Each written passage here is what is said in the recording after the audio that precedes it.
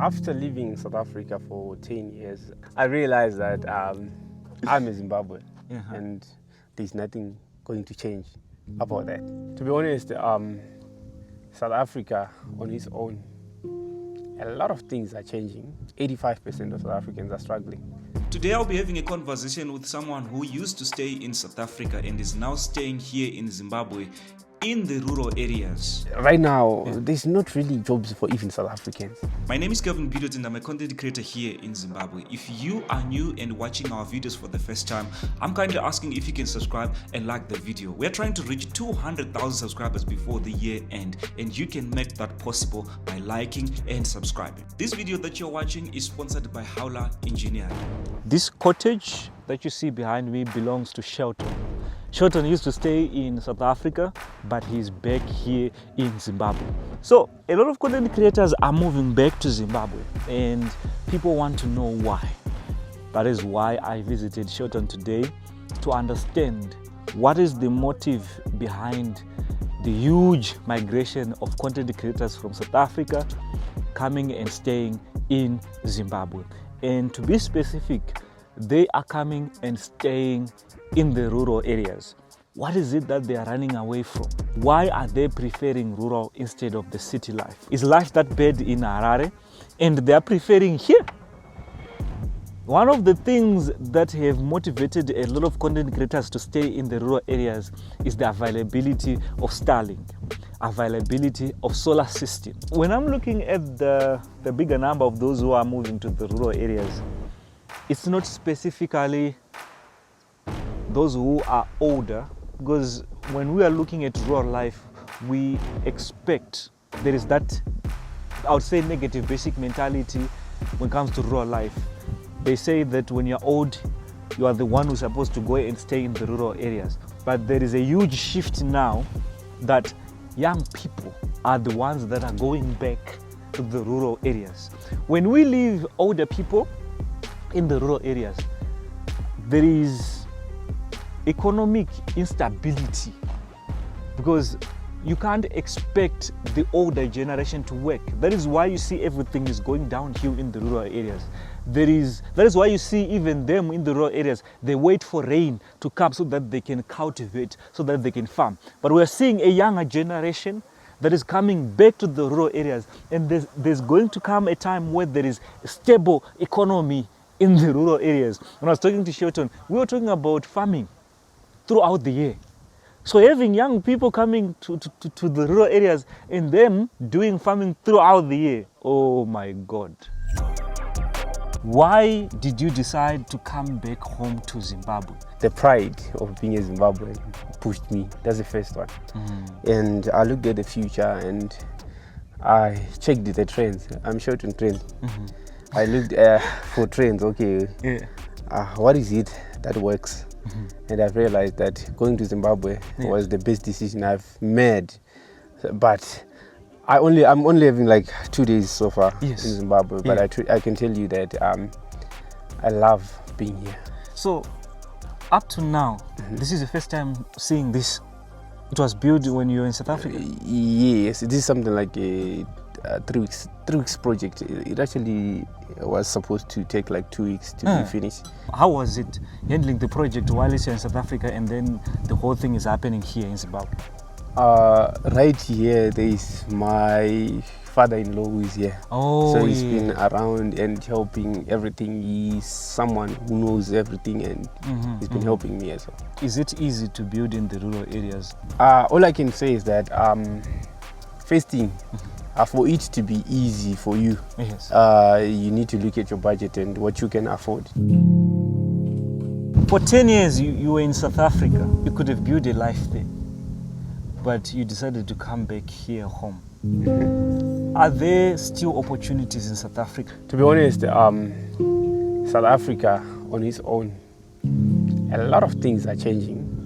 And a typical South African, if we can look at 85% of South Africans are struggling.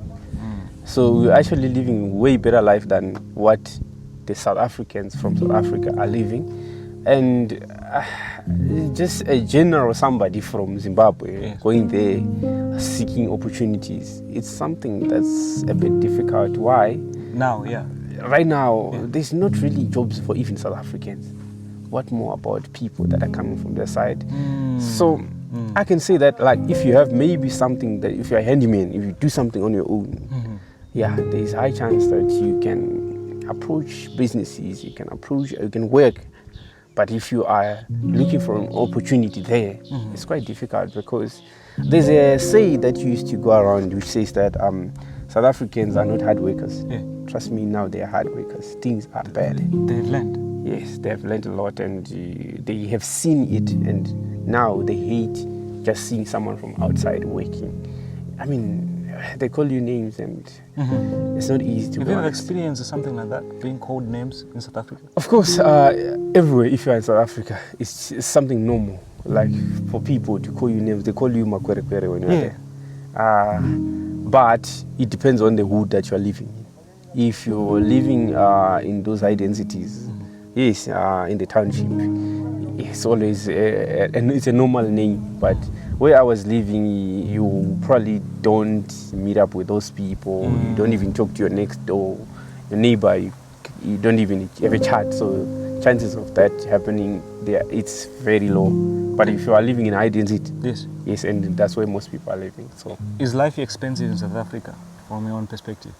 So, life in South Africa, it depends on you. You can live a low class, you can live a high, if you want to choose. So you have a choice, because you can live in a squatter camp if you want to, and you can live in a big house if you want to.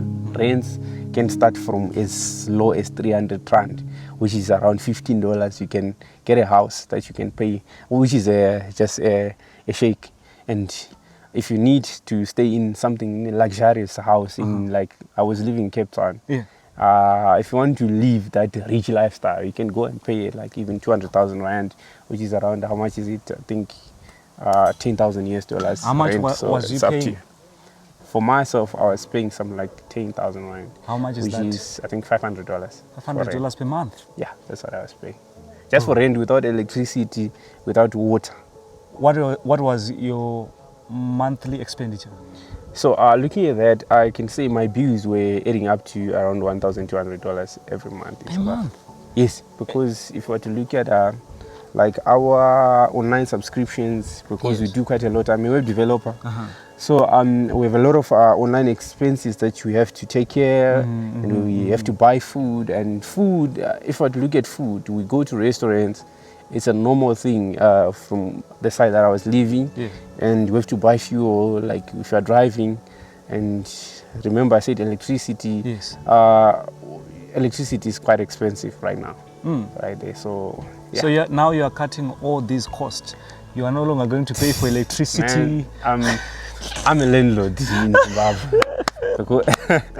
Yes. Because you see, last year I managed to build a house in Zimbabwe that's beautiful. That is enough for me to just live there. And here, where we bought a plot last month, this is where we want to do some farming, because that side farming is quite difficult.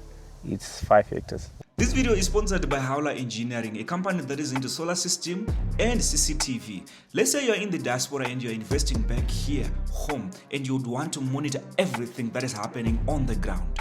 It's important to have CCTV. Technology is much advanced these days. You'll be in the diaspora, and through CCTV, you'd be able to talk directly to the people on the ground. Let's say the CCTV is only focusing on the animals, the feeding procedure, everything that will be happening with the workers. You'll be able to talk to them through CCTV. You need a solar system. Recently, we surprised my mom. If you want to do the same, get in touch with Solar Engineering.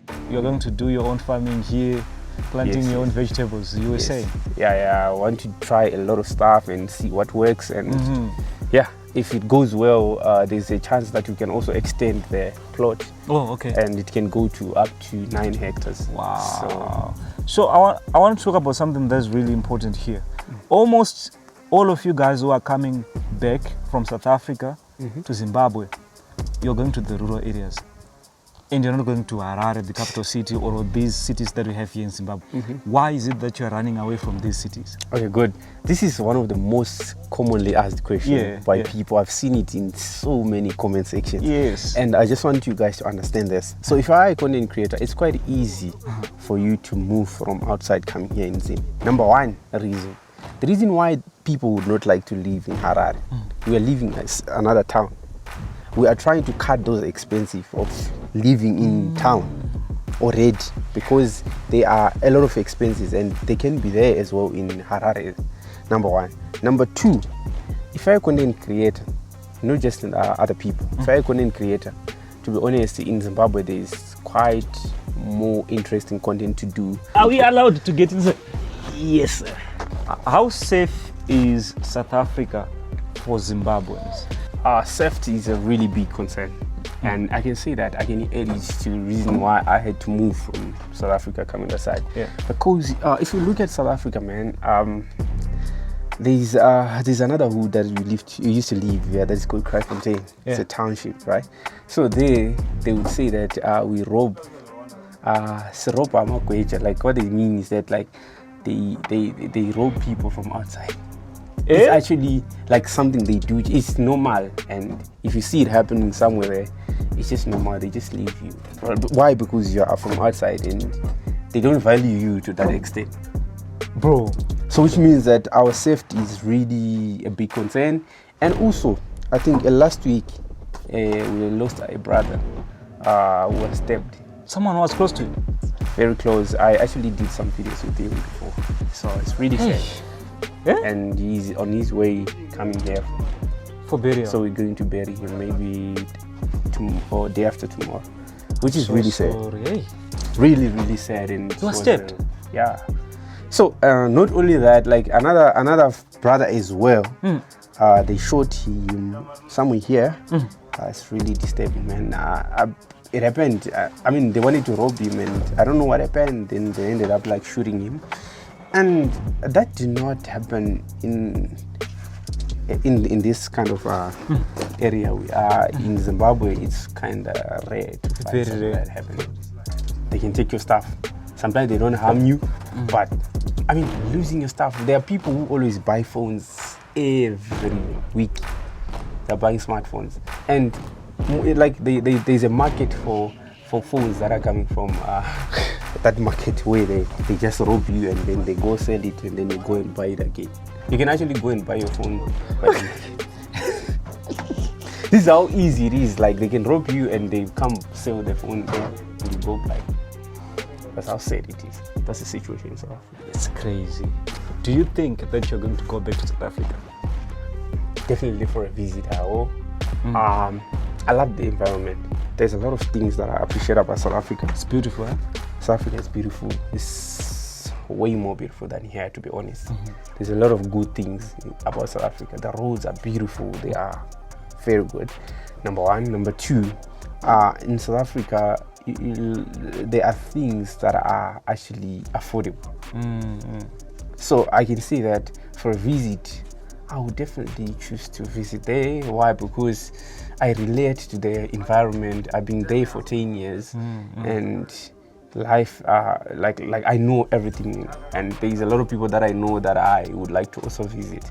So I can say that to go and pay rent there again is something that will never happen, and I don't see myself doing that again. Thank you so much for watching this far. I hope you learned a thing or two, and please don't forget to subscribe and like the video.